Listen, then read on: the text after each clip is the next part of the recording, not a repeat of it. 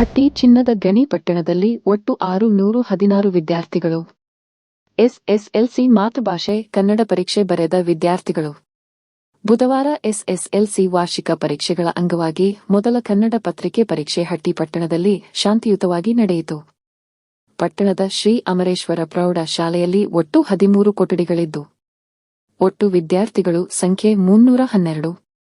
ಅದರಲ್ಲಿ ವಿದ್ಯಾರ್ಥಿಗಳು 179, ವಿದ್ಯಾರ್ಥಿನಿಯರು 133, ಗೈರಾದ ವಿದ್ಯಾರ್ಥಿಗಳು 2.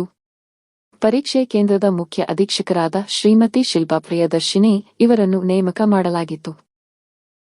ಹಟ್ಟಿ ಪಟ್ಟಣದಲ್ಲಿ 2ನೇ ಪರೀಕ್ಷೆ ಕೇಂದ್ರ ಶ್ರೀ ಶರಣಬಸವೇಶ್ವರ ಬಾಲಕಿಯರ ಪ್ರೌಢ ಶಾಲೆ. ಒಟ್ಟು ವಿದ್ಯಾರ್ಥಿಗಳ ಸಂಖ್ಯೆ 309, ವಿದ್ಯಾರ್ಥಿಗಳು 153, ವಿದ್ಯಾರ್ಥಿನಿಯರು 156, ಗೈರಾದ ವಿದ್ಯಾರ್ಥಿಗಳು 3. ಒಟ್ಟು ಪರೀಕ್ಷೆ ಬರೆದ ವಿದ್ಯಾರ್ಥಿಗಳು 306. ಪರೀಕ್ಷೆ ಕೇಂದ್ರದ ಮುಖ್ಯ ಅಧೀಕ್ಷಕರಾಗಿ ವೆಂಕಟೇಶ್ ಎಂ. ಪ್ರಶ್ನೆ ಪತ್ರಿಕೆಯ ಅಭಿರಕ್ಷಕರಾಗಿ ಹನುಮನಗೌಡ ಪೊಲೀಸ್ ಪಾಟೀಲ್ ಇವರಿಗೆ ನೀಡಲಾಗಿತ್ತು.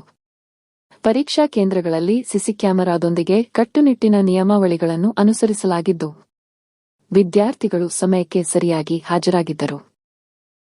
ಮಾತೃಭಾಷೆ ಕನ್ನಡ ಪ್ರಶ್ನೆ ಪತ್ರಿಕೆಯ ಪರೀಕ್ಷೆ ಬರೆದರು.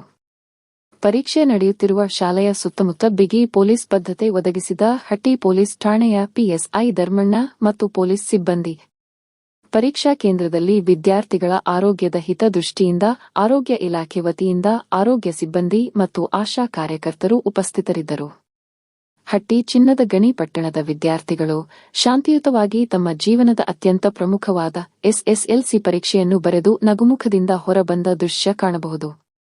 ವರದಿ ಶ್ರೀನಿವಾಸ್ ಮಧುಶ್ರೀ, ಹಟ್ಟಿ ಚಿನ್ನದ ಗಣಿ.